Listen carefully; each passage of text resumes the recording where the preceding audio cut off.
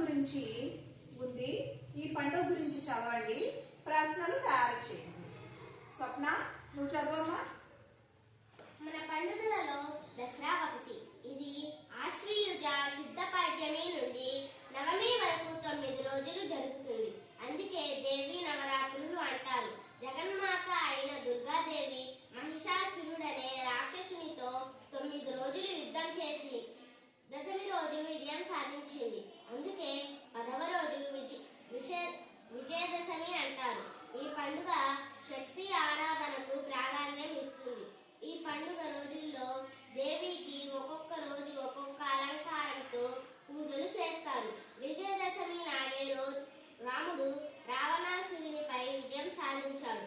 అజ్ఞాతవాస సమయంలో జమ్మి చెట్టుపై పెట్టిన ఆయుధాలు పాండవులు తిరిగి తీసుకున్న రోజు కూడా విజయదశమి. అందువల్ల జమ్మి ఆకులతో ఈ రోజు పూజ చేస్తే మంచి జరుగుతుందంటారు.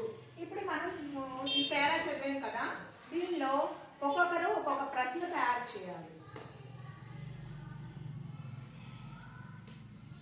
దేవి నవరాత్రులు అంటే ఏమిటి?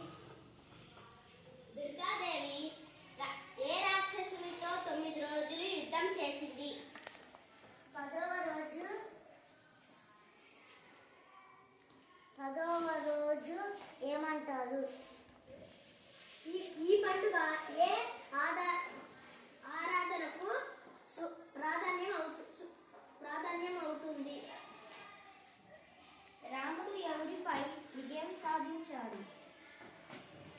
ఏ రోజు జమ్మి చెట్టుపై పెట్టిన ఆయుధాలు పాండవులు తిరిగి తీసుకున్నారు? ఏ ఆకులతో పూజ చేస్తే మంచి జరుగుతుందంటారు? ఓకే, వెరీ గుడ్, చక్కగా తయారు చేశారా.